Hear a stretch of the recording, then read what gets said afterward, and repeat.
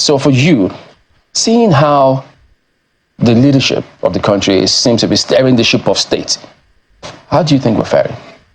In this very studio, several times and several studios across town, I made a statement, almost like a prediction, that the president, Bola Tinubu, wants to transcend the political state, to overcome the political class, and then deal with issues of policy directly.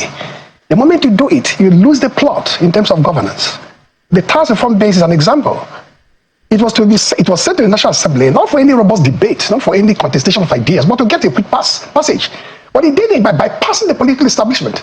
So when the 19 governors in the north and the traditional authorities went and said no to those bills, and the NEC followed quickly, that's when the trouble started, as I predicted. So if you do not engage the political establishment, the political order, around which is built your own presidency, you will never succeed in governing this country the way he wants to govern. That's number one. Number two, broadly speaking, if you look at the issues, germane now in the polity, our democracy is decomposing or decaying rather rapidly. People don't witness that because they live their daily life, the daily challenges, the struggle of inflationary pressure, no money to buy fuel, difficulty in accessing drugs. These are critical issues. Budget debate to come, tax base issues. They don't see the broad spectrum of the situation the country is undergoing through. 4 elements. Again, in this studio, I pointed out. 1, lawfare has become a critical ingredient of governance. What is lawfare? We weaponize not only the criminal justice system. You use the vast apparatuses or resources of the judicial authority to persecute dissent. It happened with those little boys who were picked from various states and locations, kept for 3 months from the purview of the public, many dying or collapsing. Today, there's no accountability.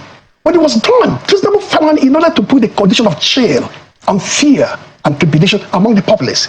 Not to protest. If keys could be tried for treason, but reasonable felonies do not dare protest or resist or campaign against this government. Number 2, see the personal matter, you can call it, of Delefa Rotimi. Let's look at lawfare. 1, rendition from Lagos Ekiti within 24 hours already in jail. 2, the same magistrate denied bail for a matter that is ordinary. Defamation is an ordinary matter. There's no physical injury. There's no violence, physical violence on you. Look at the one of Edo State, when the party chairman of APC talked about billions being stolen by former governor, former candidate. One has taken him to court, which is okay. Secondly, High Court with the IGP suing him, land services quickly. 3, another judge in Abuja did what? Stop the sale of the books. And order on all the publishing houses and all the bookshops, all the outlets. So you think this is choreographed? So beyond that, there's another one. He's not being asked to be debarred from practices by LPDC, Legal Protection, Disciplinary Committee. There's yet another one, number 4, 5. So this is like somebody who is not unknown. He's a broad, robust critic of the government. He's almost like an enemy of state. So if you put down Delefa Rotimi, you put down the entire apparatus of resistance from that side to say, there you don't go there. Look at Unity Fountain. It is now frozen, almost gated. But Bola Tinubu, the current president, and others exploited that particular empowered civic space. Bring back the girls. Go there to do protest. The police and the army will swoop on you. That's number 1. The critical justice system is weaponized to erode democratic governance. It can look at parties. The way they're crumbling, the way they're facing internal and external pressure. PDP, Labour Party. It is to create a condition for one-party state, so the president can visually walk back into re-enter power in 2027. So the political party leaders should watch it.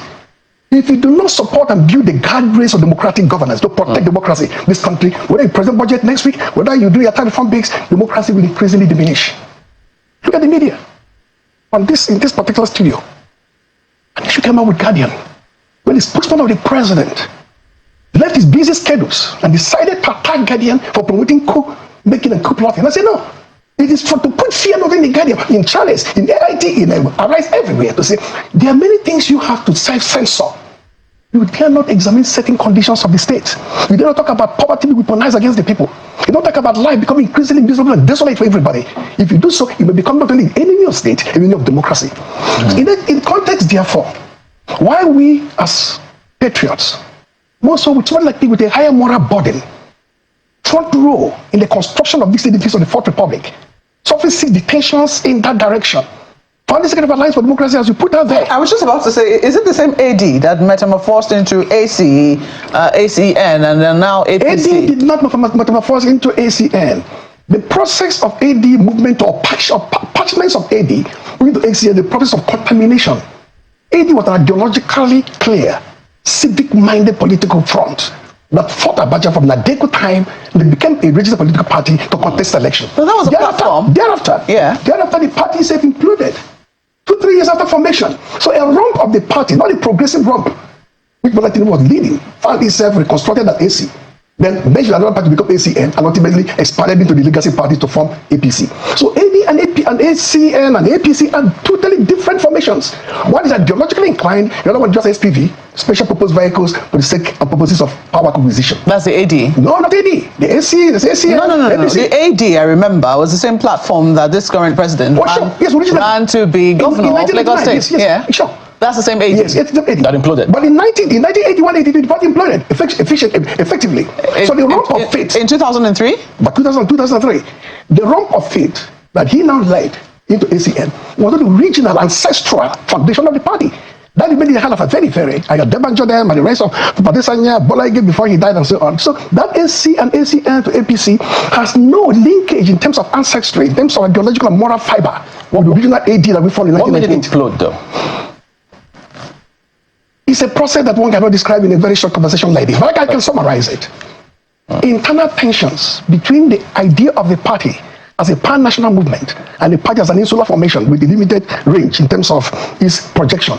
Two, that contestation of ideological direction. A party that is cast in the mode of not just seeking for power, but protecting democratic governance, civil liberties, media freedom, and so on, even when you don't get power. Or a party that must, at all costs and every condition and circumstance, seek and secure political power. Yeah, but I mean, one would think, it means then that the president today is no stranger to you. I didn't say he's a stranger to me. No, I'm just... Of course, he's not a stranger to me. Yeah. And that is essential reason why we have a platform like this. When you speak to power, you speak to power in a manner that people we know will resonate with the greater majority of Nigerian people. Sometimes people go to power to speak privately. Sometimes what you speak may not be hard, but it's important that you use public engagement to deal with issues of public concern. Democracy is not an affair of me or you, Dento or Bola Tinubu as a president. It's an affair for the totality of the Nigerian public. His fate is not in our hands as few individuals. His fate in the hands of millions of our people. So by the personal relationship or not with the president, it's not important. With regard to the head of our democracy. Whether you are surprised that somebody who once ran on the platform of that party, the AD, which, had a lot of things, a value system, a belief in the ideals of democracy. There's somebody who ran on that platform and at least, attested to some of these things that you are now talking about, that the tenets of democracy will be eroded so fast, so decaying and decomposing. Those are the words they use. I did mention, again, I'm happy that my conversation today was like a reflection. Yeah. The things I've talked about and put out in the public domain for the past 4 months, I think which I'm even rehashing. I did say here there's a process of contamination. That contamination is when you, from a high moral, ideological, intellectual perspective, have a predilection, a mindset on how to do business. But over time, 2 years, 5 years, 10 years, 20 years, that's an enormous amount of time.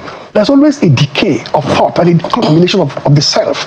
From the movement of AD, the moment AC and ACM became SPVs, that means there is no moral force driving it or imperative on which it is anchored. It is just how do we get power for the sake of power. You lose the historic conditioning of the earlier years when AD was ideologically formulated. Well, you become increasingly compromised in your search for power, and you can behave then anyhow, independent of how you behaved in the past. So you are not surprised? If you get APC, what is APC? Look at the cast of characters. We had a former president for 8 years. How did they run the country? What did he represent?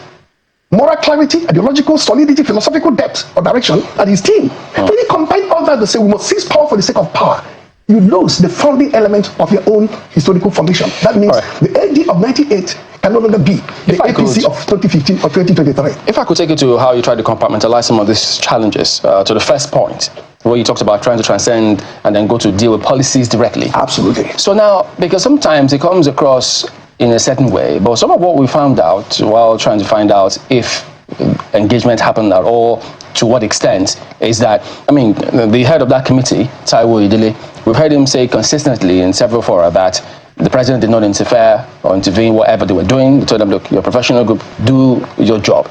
And so it turned out that this group actually engaged and put up notices for several people and several professional groups, associations for engagement.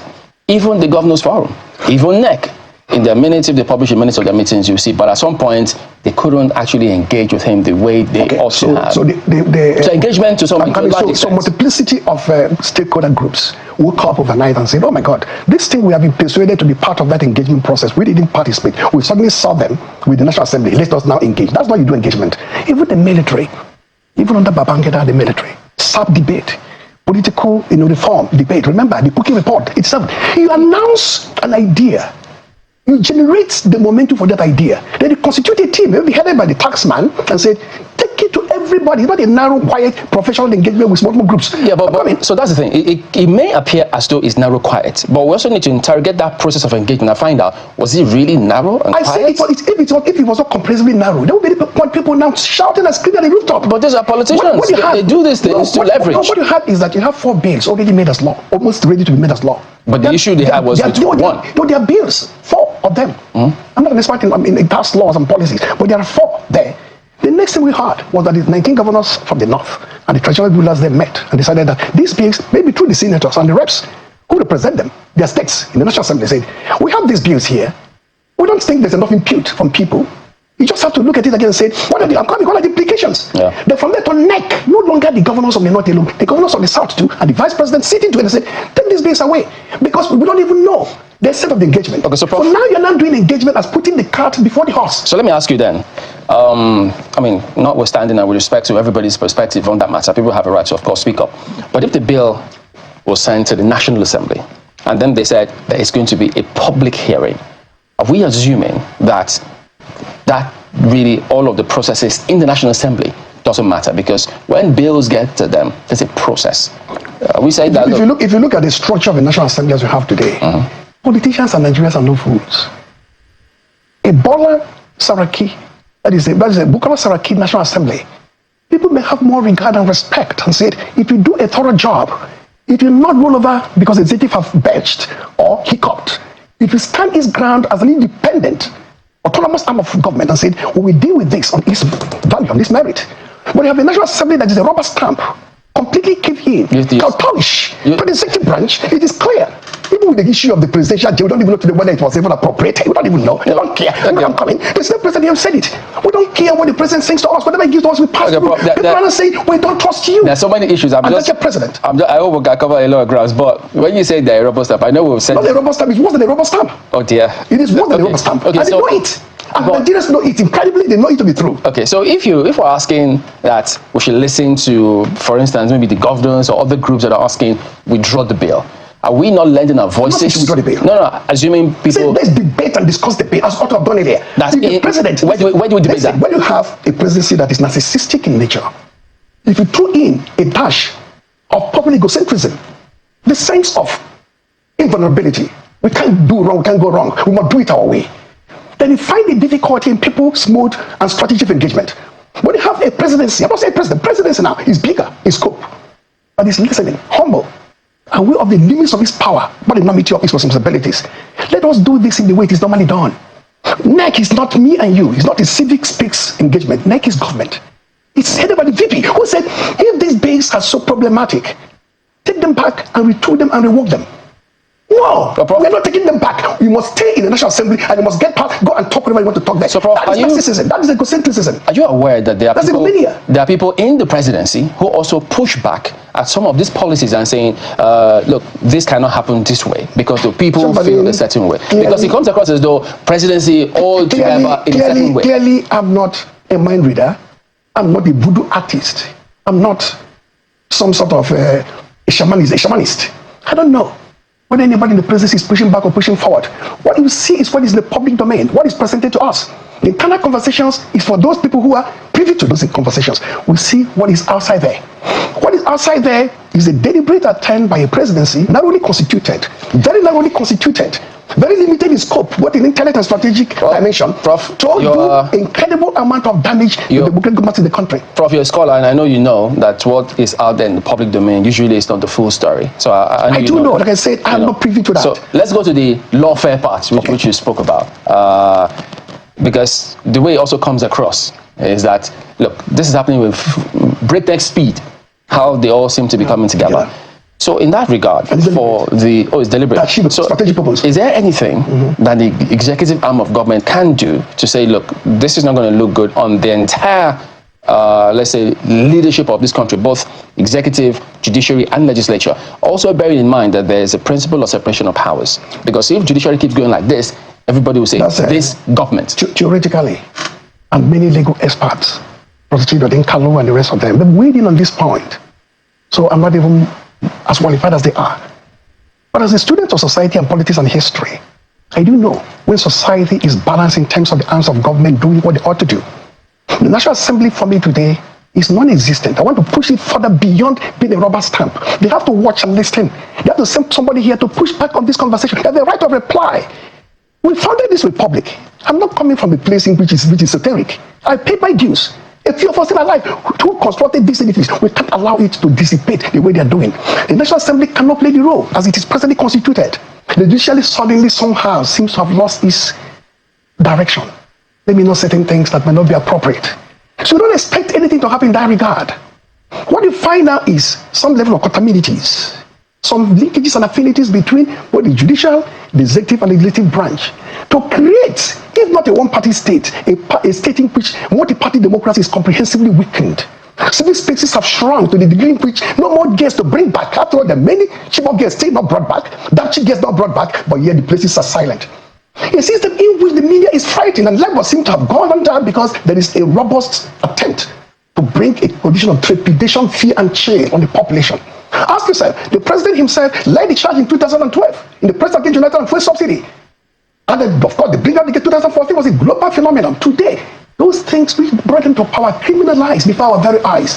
For lawfare specifically, the design, I may not be a lover of Trump and whatever he represents, but there was lawfare with regard to him. 2 impeachments, felony conviction, mugshots, and then almost 300 or 200 charges across multiplicity of courts. That's the weaponization of the justice system of a sort. To do what? Achieve the purpose of neutralizing politically. So in this our regard, it will not happen the way you speculate it will happen because there's a purpose, a strategic end. The end is that the Dele Farotimi must be silenced, not him as an individual, but what tendency represents, that brusque, raw energy of resistance and protest must be caged. So you say if they succeed succeed in destroying him, not just legally but as a human, people will be frightened to say, look at what happened to Dele Farotimi. He's bigger than you. Dare you tread where he treaded? That's the sense of lawfare. So lawfare may not be directly in the hands of the government in this regard, because of course Baba Babalola is not government, of course establishment man anyway.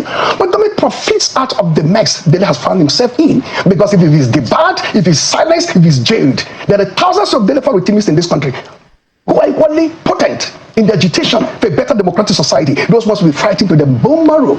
That is I do not want to, dismiss, and I don't think anyone can dismiss the things that you have said, especially when you cite the examples that you have cited. Sure. However, some people will say that, some of the conclusions that you have reached are quite hasty.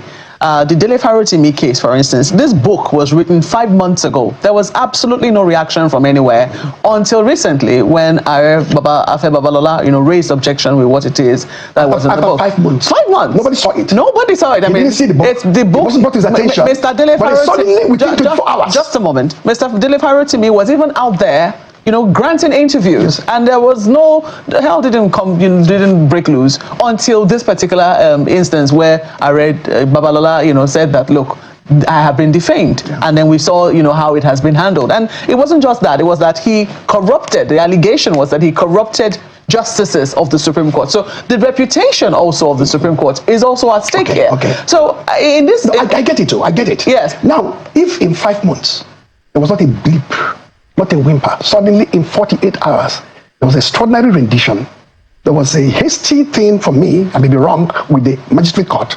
Within 24 hours, he was already inside jail. After 9 days, he was still put back to jail for another 10 days, not for murder charge, not for high treason, but defamation, as he talked as that's a charge. Criminal defamation, as big as it is nonsense for a public officer or a high-flying legal practitioner. If I were to be Babalola, I would take it in my stride. Look at Bobaseki, what the PC chairman said. He can read these figures correctly because he's a thief. He has stolen billions. But the former governor of Edo State, yes, the candidate of the party in PDP, Idahola, has gone to court, which for me is like catalyzed and incentivized by Babalola. Yeah, but I call me, because if you call me as the president, as the governor, or my chief, excuse me, it is part of the job. If the kitchen is too hot for you, do not enter it.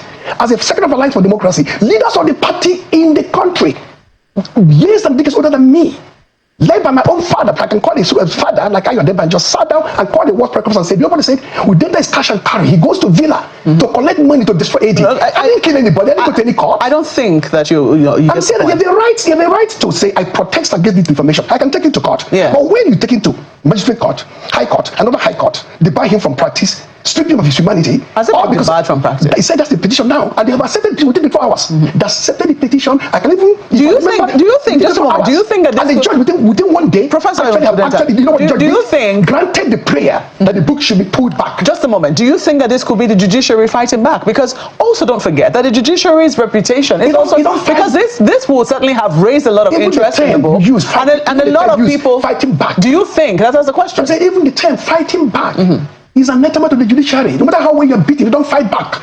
The law is precise and clear. The jurisprudential condition of the state is very, very clear. But you don't fight back. You know what you do? When you fight back, because of the instrumentality of power you have, the vast resources at your disposal, that is lawfare. All right. Ayo's got questions for you as well. Go ahead, please. But it's in the same light, Chamberlain, actually, because it wasn't just Are Babalola that was defamed. Another lawyer, legal practitioner, has also sued the author of that book that we're talking about. And there are a number of people who have also said, look, you know what, our names are there, but let the legal luminary be the one that is at the front. And as you said, as Marquez said, Prof, it is only natural that the judiciary would want to clean its own stable using whatever instance available to them. But it's the one that feels it and knows it, Prof, don't you think? Being defamed after about 60 years or 40-something years of practicing law in the country, it is a grievous offense. It's a grievous allegation that anyone, even if it was you wouldn't want to take it lightly because you built that credibility over decades. And then one book wants to take it all away from you. It will be difficult to act ultra-biased, don't you think? Okay, I get the point you're trying to make, but it doesn't gel in the context of this, the broad conversation about warfare and so on. If I build a reputation for 60 years, it will take not one book, it will take about 60,000 books to put me down. Absolutely. Because my credentials, my endeavor, my patriotic services, everything there have already been cast in stone. It doesn't mean I won't be angry and bitter that I'm being defamed. Yes, surely, you're human, you're not God. So what you do in that regard is to do the minimum, not the maximum. The minimum would be to have tried him in Lagos, for example, where it is just a normal civil trial, not to rendition him to Kitty. They get a magistrate to get him to jail within 24 hours, then get another high court from the IGP now, no longer. Babalola himself as Baba, to do the job, get another judge in Abuja. The moment you escalate this warfare, legal warfare, to the point in which it has become almost toxic, that is where the lawfare comes in. We even diminish your own humanity as a grandmaster of the law to say the largeness of your heart, the compassion of your soul, which is in over 60 decades or more of practice, cannot just be hampered by this particular instance. Isn't that in a way, Prof, trivializing what the issues are, Prof? Just one second. Isn't that trivializing what the issues are? Because on the one hand, as you said, it was something that occurred in Lagos, but the impact has gone global. The book is already acclaimed to be a bestseller on Amazon, and Amazon is not based in Lagos. So, don't you think that the argument of jurisdiction is already traversed with the fact that the book has gone global? I'm talking about the mindset, the psychological disposition of the person who feels is defamed. If a book has gone global, your Abuja-based court decision will not stop the book being global. The book can be pirated into 1 billion copies by people across the world. Amazon and other even dark sites, not Amazon, could decide to populate it, pirate it. So you've not achieved anything. You've actually done what is called, is it the strike, or I remember the actress who went to court over a matter that was limited in scope and ended up getting the whole world to know about it. So this is a matter you handle very carefully, because once it's out there in the public domain, out there in the cyberspace, out there in the media world, there's no way we can control it, no matter the kind of injunctions or court decisions you get. But beyond that even, because I don't want to narrow my conversation with you on the specific conditioning of Babalola and that of Varo TV, it's for me the broad spectrum of the way democracy is decomposing. And I thought about lawfare, I thought about civil spaces shrinking, I thought about multi-party democracy under stress and pressure. PDP, Labour Party, being pressed from outside. And the beneficiary of the pressure on the two parties is the president and the presidency and his own party. So I followed the media. The biggest guardrail of democratic governance and is the media. The moment this thought estate loses its mojo in quote, the moment you lose that capacity to talk and speak with the power, of democracy is going to leap into totalitarianism, not just illiberalism. It is something we should be worried about. We deal with the issue of the budget next week. If you invite me, I can look at it, study it best I can. We deal with the tax issues. When you say I didn't examine the tax issues, I'm not a tax expert. I look at the context of the production of the bill, and then the way and manner you handle is deliberate push. And the moment you transcend the political state or look at the state with contempt, politicians will bite back at you. I already asked you a question if you're surprised that, President Bola Tinubu is leading the country, this democracy. I said I'm not surprised because it's like I thought about contamination. I said, if we were to have this conversation 20 odd years ago, I said I'll be surprised. 20 years later, a lot of water must have passed under the bridge. All right. Did you hear that? He said Tinubu will never succeed governing Nigeria the way he wants. Tinubu will never succeed governing Nigeria the way he's doing or the way he's choosing to govern Nigeria without listening to anybody. Like this, on his path to destruction, on the way to destruction, destroying the country more. Anyways, they said we should wait to give Tinubu time. Some people said Tinubu is a businessman. He's still trying to stabilize business, that we should give him time. Yes, 2 years, don't waka, we see the talk, we never see the direction. Anyways, what do you think? Please like, share, comment, and share this video. You listen to this man. This is Oriental Udenta, professor. So when this man speak, yeah, you know what he's talking about. He not just come and speak like that.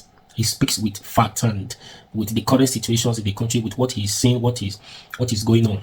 So that's why he's speaking like that. So please do me a favor, subscribe to this YouTube channel. I'll be your guy and run for me. Subscribe, please.